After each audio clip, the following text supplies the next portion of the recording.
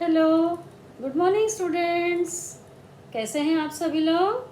आशा करती हूँ कि आप सभी लोग अपने अपने घरों में सुरक्षित होंगे।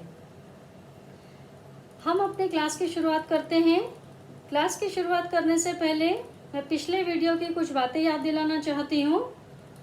जो बताया था मैंने कि बेटा ये समय जो है अभी चल रहा है हमारे साथ में, स्कूल हम मिस कर रहे हैं, लेकिन ये समय को हमको गंवाना नहीं है। ये समय फिर से लौट कर आने वाला नहीं है। तो ये सारी बातें ध्यान में रखते हुए मैं उम्मीद करती हूँ कि पिछले वीडियो में आपने अपने घरों में अपनी पढ़ाई की जगह समय के साथ, विषय के साथ निश्चित कर ली होगी और उसके साथ साथ अपनी शैक्षणिक वातावरण भी बना लिया होगा। जैसे प्रार्थना की शुरुआत, कुछ सुविचार लिख के, फिर मन की तैयारी भी कर ली होगी कि नहीं, अब हमें ऑनलाइन तरह से ही पढ़ना है। यही पद्धति शुरू रहने वाली है क्योंकि हमारी सेशन की शुरुआत ही ऑनलाइन से हुई है। तो जब तक हमारा ये समय रहेगा, जब तक हम स्कूल नहीं आएंगे, तब तक हमको इसी तरह से पढ़ना है। तो ये उम्मीद के साथ में कि आप पूरी तरह से तैयार हैं, तो चलिए हम अपने लेसन प्रकरण की शुरुआत करते हैं। तो अपनी पढ़ाई की तरफ आगे बढ़ेंगे। तो आज हम आप पहला लेसन स्टार्ट करने वाले हैं। Natural resources, air, water and land.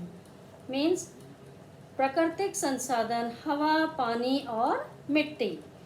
तो अब मैं थोड़ा सा आपको ये बताना चाहती हूँ कि आपको किस तरह से इस प्रकरण को पढ़ना है।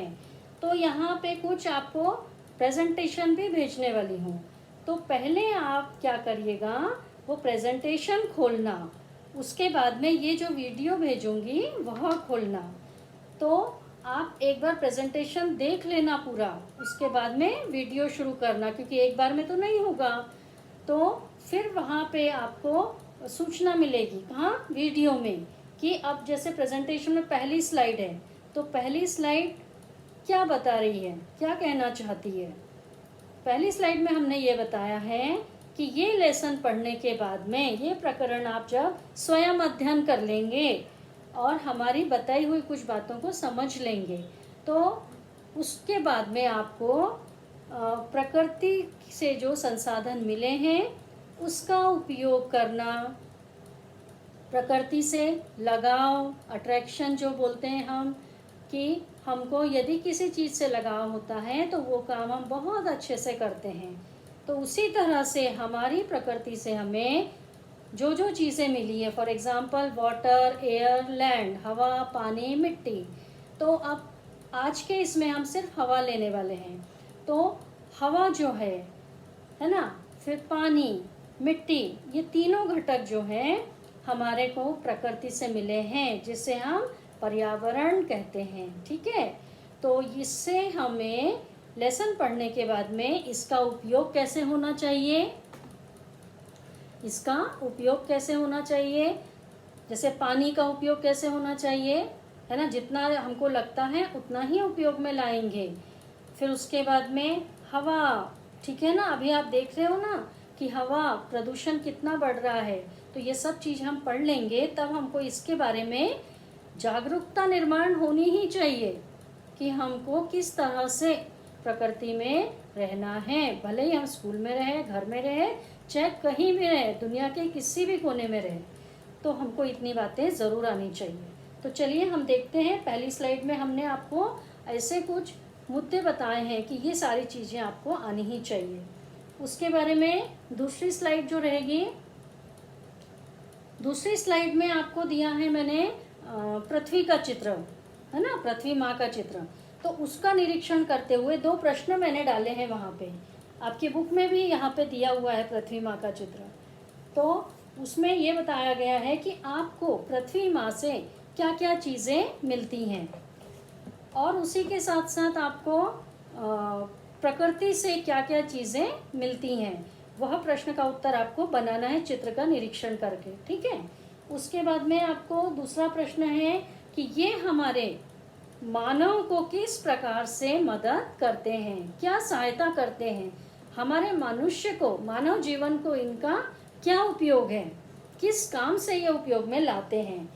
फिर उसके बाद में आपको ये देख लेने के बाद में फिर 2 चित्र आपको मिलेंगे वहाँ पे।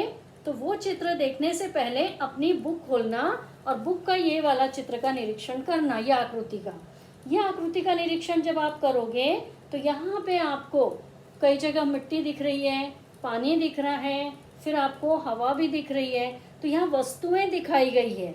अब जैसे आपके बुक का ही पहला प्रश्न मैं लेती हूँ, where do we see the birds, यानी चिड़िया हमें कहाँ दिख रही हैं, ये बताना है। उसके बाद में हाउ इज काउ ग्रेजिंग, यानी गाय कैसे घास खा रही है, यानी कहाँ से घास खा रही है और कैसे खा रही है, इसका दोनों अर्थ होता है। तो उसके बाद में ट्रीज, यानी ये पेड़ कहाँ है, फिर एरोप्लेन कहाँ है, नदी कहाँ से आ रही है, मछलियाँ कहाँ दिख रही है, फिर आपका नाव जो दिख रही नदी में तो वो कहाँ पर है। तो अब यहाँ आपको कैसे उत्तर बनाने हैं ये मैं आपको थोड़ा बताती हूँ। तो उससे पहले ये चित्र आपने निरीक्षण कर लिया, आकृति का निरीक्षण कर लिया। उसके बाद में आप अपनी स्लाइड का डायग्राम देखना, आकृति देखना। वहाँ पर मैंने पानी वाला भाग यानी पानी वाला भाग यानी हाइड्रोस्फीयर, तो हाइड्रोस्फीयर को कहते हैं जल मंडल। उसके बाद हवा वाला भाग यानी वायुमंडल, यहाँ दिया हुआ है। उसके बाद में जमीन वाला भाग, मिट्टी वाला भाग यानी लिथोस्फीयर, भूमंडल। तो ऐसे 3 मंडल हैं किसके, पृथ्वी माँ के। कितने मंडल हैं, 3 मंडल हैं। तो यही प्रश्न के उत्तर आपको इस प्रकार से छुड़ाने हैं। और उसके बाद में अब आपको स्लाइड में ये बताया गया है कि ये डायग्राम, ये आकृति देखकर आपको कौन से 3 मंडल होते हैं। तो ये 3 मंडल के नाम आप लिख लीजिएगा, मैं आपको उत्तर भी यहीं बता दे रही हूँ वीडियो में, है ना। तो कौन कौन से हो गए, एटमॉस्फेयर वायुमंडल, सेकेंड हाइड्रोस्फीयर जलमंडल, थर्ड लिथोस्फीयर भूमंडल। तो ये 3 आपके मंडल हो गए। तो ये दोनों मीडियम के क्लास के लिए ये वीडियो और पीपीटी है, क्योंकि बुक्स आपके पास हिंदी मीडियम में है तो कोई प्रॉब्लम नहीं है। उसके बाद में कौन से 3 घटक हैं, व्हाट आर द 3 फैक्टर्स जो हमें जीवन जीने में मदद करते हैं, which is helpful to live in the world, यानी विश्व में जीवंत रहने के लिए प्रकृति से कौन से 3 आवश्यक हैं। तो हवा, पानी, मिट्टी, और भी है, लेकिन अभी हम प्राकृतिक संसाधन के पढ़ रहे हैं तो ये 3 ही यहाँ पे रखें, 3 ही उत्तर होने चाहिए आपके, 3 घटक ही होने चाहिए इस उत्तर में, ठीक है। अब इसके बाद में आगे बढ़ते हैं, अगली स्लाइड।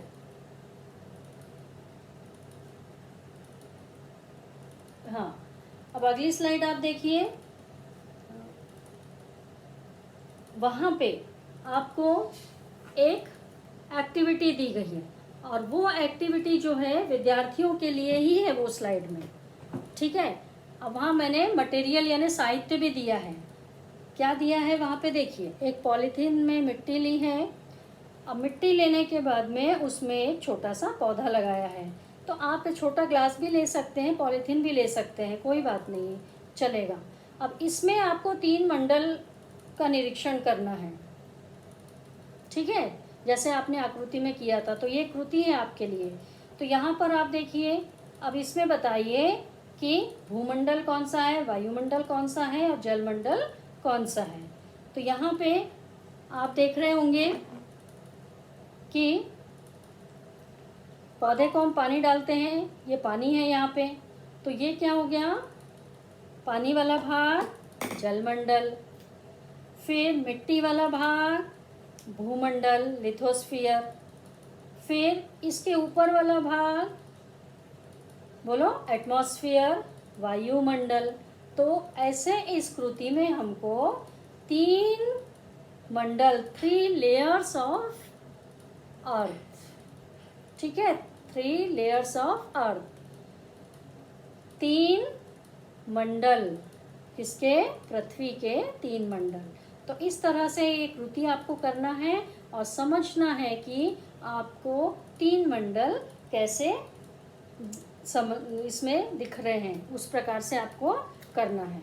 तो वहाँ पे फिर से आपको 3 क्वेश्चन मिलेंगे। तो यही आपको एक्टिविटी मैंने कृति, कोई भी छोटी छोटी कृति जो हमारे पास साधन होते हैं घर में, पॉलीथीन भी आपको घर में मिल जाएगी, मिट्टी भी मिल जाएगी, छोटा सा पौधा भी मिल जाएगा, तो हमारी एक कृति हो गई, एक एक्टिविटी हो गई। अब इस एक्टिविटी के माध्यम से हमने क्या सीखा? 3 मंडल, 3 लेयर्स, 3 स्फीयर ऑफ अर्थ, पृथ्वी माँ के 3 मंडल। ठीक है, तो ये हो गई आपकी कृति। उसके बाद में अब आपको यहाँ पे कुछ नेचुरल रिसोर्सेज यानी प्राकृतिक संसाधन। तो अब हमको एक चित्र दिया हुआ है स्लाइड में, आपकी बुक में भी है, वो आपको दोनों रेफर करना है, तब आपको अच्छे से समझ में आएगा। तो जैसे आपने ये कृति में देखा या आकृति में देखा क्या कि भूमंडल, जलमंडल, वायुमंडल, ये तीनों से मिलकर बनता है जीवमंडल। क्या बनता है? जीवमंडल यानी बायोस्फीयर। ठीक है, अब आपको इतना आने के बाद में अब वायुमंडल, एटमॉस्फेयर क्या है कि वो सतह जो वातावरण में पाई जाती है उसे हम वायुमंडल कहते हैं। जो सतह पानी में पाई जाती है उसको हम हाइड्रोस्फीयर, जलमंडल कहेंगे। उसी प्रकार से आपका आ जाएगा लिथोस्फीयर, जो सतह मिट्टी में, जमीन में पाई जाती है उसे हम लिथोस्फीयर यानी भूमंडल कहते हैं। तो ऐसे आपको तीनों की परिभाषा एक एक लाइन में आनी चाहिए। तो इस तरह से आगे बढ़ेंगे। तो यहाँ पे आपको देखो इसका अनुपात दिया है, रेशियो दिया है, किसका? दोनों का, पानी और हवा, एयर एंड वाटर, कि हमारी पृथ्वी पर ज़्यादातर कितना 71%, 71% भाग किसका है? पानी का। और इसका कितना है? लैंड का 29, बहुत कम भाग है। तो यहाँ पर कितना अनुपात है? तो अभी हमको पृथ्वी माँ के बारे में ही पढ़ना है अच्छे से कि क्या क्या चीज़ें पाई जाती। पानी है तो कितने प्रतिशत में है, हवा है तो कितने प्रतिशत में है। तो इस तरह से फिर आपको ज़मीन है, ज़मीन का भाग है तो कितने प्रतिशत में है। तो यहाँ पे हम आगे बढ़ते हैं, आगे अगली स्लाइड की तरफ बढ़ते हैं।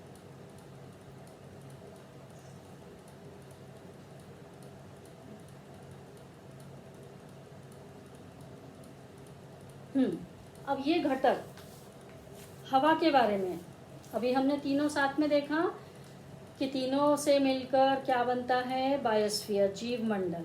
अब हम एक एक घटक पढ़ेंगे। तो अभी हम शुरू करते हैं हवा से। तो हवा क्या है? Air is a mixture of gas. हवा अनेक गैसों का मिश्रण है।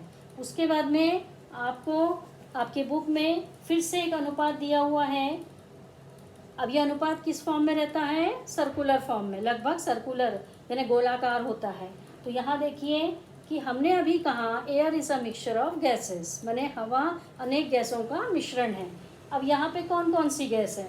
तो जैसे ऑक्सीजन गैस 21%, 21% है। क्या काम आती है ऑक्सीजन गैस? उसको हम अभी बाद में एक एक को पढ़ेंगे। उसके बाद में नाइट्रोजन, नाइट्रोजन का कितना भाग है? 78। अब ये इंग्लिश में भी नाइट्रोजन ही पढ़ेंगे, हिंदी में भी नाइट्रोजन ही पढ़ेंगे। उसी प्रकार ऑक्सीजन को ऑक्सीजन ही पढ़ेंगे, अलग से कोई शब्द नहीं है। फिर कार्बन डाइऑक्साइड गैस कितना है? 0.03%। देखिए उसके बाद में आर्गन 0.9%। और फिर अदर गैसेस कितनी है? 0.07। तो ऐसा ग्राफ आपको बुक में भी है और इसी प्रकार से मैंने आपकी स्लाइड में भी दिया हुआ है। तो आप दोनों को अच्छे से देखना है। फिर आप यह देखोगे कि और क्या क्या होता है वातावरण में, है ना? हवा है, धूल के कण हैं, ऐसी चीज़ें पाई जाती हैं। फिर जैसे जैसे हम ऊपर जाते हैं हायर एल्टीट्यूड्स पे, हवा क्या होती है? सरल माध्यम हो जाता है। नीचे क्या है? विघन यानी डेंस है। और ऊपर जाके रेयरर यानी इसका परसेंटेज कम कम होते जाता है। और फिर आपने सुना ही होगा कि अंतरिक्ष पर हवा नहीं होती है। तो जैसे जैसे हम ऊंचाई पर जाते हैं तो क्या हो जाता है? हवा का प्रेशर कम होते जाता है। अब यहाँ आगे देखेंगे,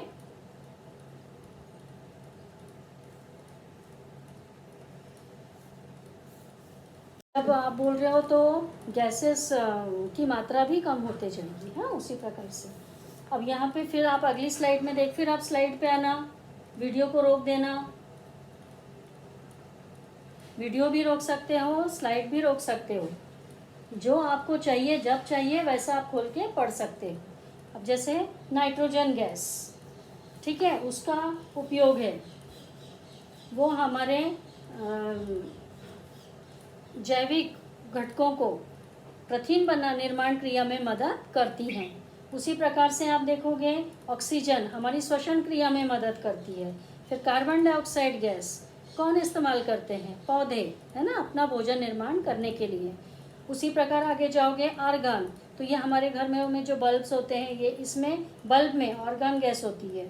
फिर हीलियम, ये एयरशिप्स में टेम्परेचर लो टेम्परेचर पर मैंने होना चाहिए, इसके लिए इस गैस का यूज़ किया जाता है। फिर नियॉन गैस, नियॉन गैस क्या है? स्ट्रीट लाइट्स पर आप देखते हैं, डेकोरेटिव लाइट्स जो हैं, आप स्टोर्स में जाते हैं तो आपको ये चीज़ देखने मिलती है। फिर है क्रिप्टॉन, क्रिप्टॉन कहाँ यूज़ होता है? ट्यूब्स में। फिर जेनॉन, फ्लैश फोटोग्राफी में इसका उपयोग होता है।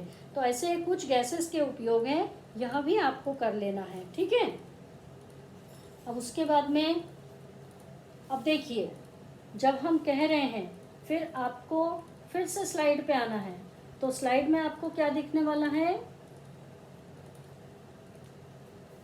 कि जब हमारे वातावरण में हवा के प्रतिशत मात्रा में कुछ असंतुलन हो जाता है, बैलेंस बिगड़ जाता है, तो क्या होने लगता है? कुछ प्रदूषित हवा शुद्ध हवा में मिक्स हो जाती है और वो एयर को क्या कर देती है? पल्यूट कर देती है, यानी प्रदूषित कर देती है। और उसी क्रिया को हम कहते हैं प्रदूषण। अभी हवा के माध्यम से हो रहा है, इसलिए उसको हवा प्रदूषण यानी एयर पॉल्यूशन। जल से होगा तो जल प्रदूषण, वाटर पॉल्यूशन, वो हम आगे देखने वाले हैं। सेम वैसे मिट्टी से होगा तो सॉइल पॉल्यूशन। तो अभी हम किसकी बात करेंगे? एयर पॉल्यूशन की। तो आपके यहाँ पे स्लाइड में कुछ आपको डायग्राम्स दिखेंगे, ठीक है। कुछ चिमनी से, कारखानों से निकल रहा है, कुछ सड़कों पर चल रहे वाहन, उनसे स्मोक निकल रहा है, धुआं। तो ये सब जो है, कुछ चीज़ें हम चलाते हैं तो उससे भी धुआं निकलता है। ये सब चीज़ें नहीं करना चाहिए, है ना। तो जितना हम कम से कम, अब कारखाने तो चल रहे हैं लेकिन कहाँ होने चाहिए? शहर में नहीं, शहर से दूर।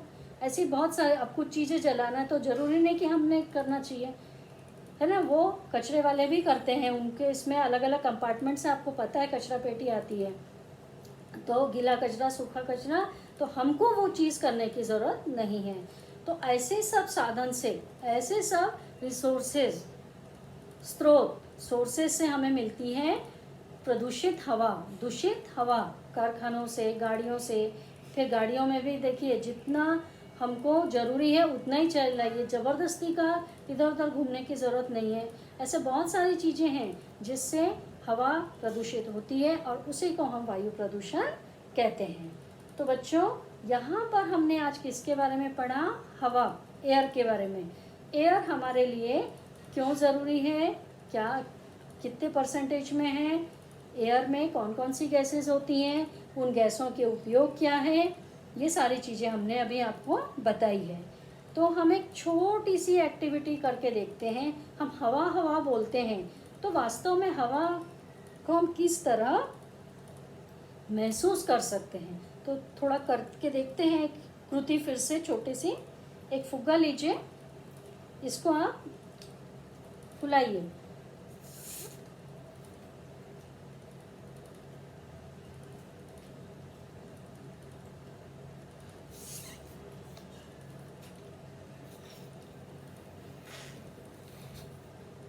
ये आपने फुला लिया, इसको आप थोड़ा सा ऐसा मोड़ दीजिए। अब इसको क्या करेंगे आप? धीरे धीरे छोड़िए, अपने हाथ के सामने रखिए, धीरे धीरे छोड़िए। क्या महसूस हुआ आपको? कुछ लगा? जरूर लगा, है ना। तो इसमें क्या, जैसे ही हमने इसमें हवा डाली, क्या डाली हमने? हवा। ये ऐसे ही बोलते हैं ना, फुग्गे में हवा डाली। अब हवा डाल दी, अब हमको उसको एहसास करना है, महसूस करना है। तो हमने पहले इसे बांध दिया, फिर इसको धीरे से छोड़ दिया अपने हाथ पर। तो हमें स्पर्श के माध्यम से एहसास हुआ कि हवा का अस्तित्व है, एग्जिस्टेंस ऑफ एयर। फिर एक और हम थोड़ा सा करके देखते हैं, एक और कृति। क्या करना है आपको? ये तो हो गया अभी। एक ऐसा कागज़ लेना है, ठीक है? एक ग्लास लेना है, ऐसा कांच का ग्लास है। अब इसमें, ये ग्लास में क्या है? कुछ बच्चे बोलेंगे खाली है, कुछ बोलेंगे हवा है। देखते हैं अभी क्या है। तो फिलहाल अपन ने ग्लास रख दिया। अब करना क्या है? ऐसा एक पेज लेना है, उसको अच्छे से ऐसा क्रश कर लेना है, ठीक है? अब ये क्रश करके किस में डाल देना है? ग्लास में डाल दिया आपने ऐसा। अब क्या करना है? ये कंटेनर है पानी का। अब ये भी बॉटल काट के, मैंने हमारे घर में जो भी निरुपयोगी पदार्थ है ज़्यादातर हम उससे ही प्रयोग करने की कोशिश करेंगे। अब ये ग्लास को क्या करना है? हमको ग्लास को क्या करना है?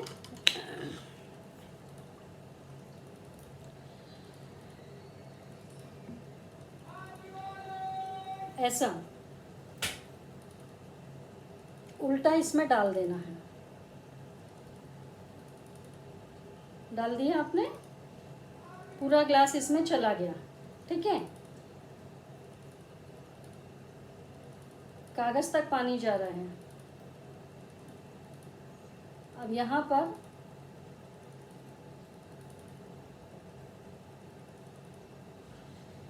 पूरा चला गया। धीरे धीरे धीरे डालना है। अब देखना है, ठीक है? कागज को देखना है, इसका निरीक्षण करना है। ग्लास बाहर निकाल लिया आपने।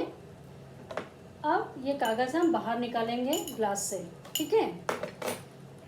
अब ये ग्लास क्या होना चाहिए था? जब हमने इस कागज को फोल्ड कर लिया, एक बॉल बना लिया, गोला बना लिया, ग्लास में डाल दिया और इसको हमने ऐसा उल्टा रख दिया, पूरा अंदर तक जाने दिया, तो क्या होना चाहिए? कुछ बच्चे बोलेंगे कागज़ गीला हो गया है। देखते हैं क्या हुआ कागज़ का हाल। देखिए, ये कहीं पर भी आपको पानी नहीं दिख रहा है।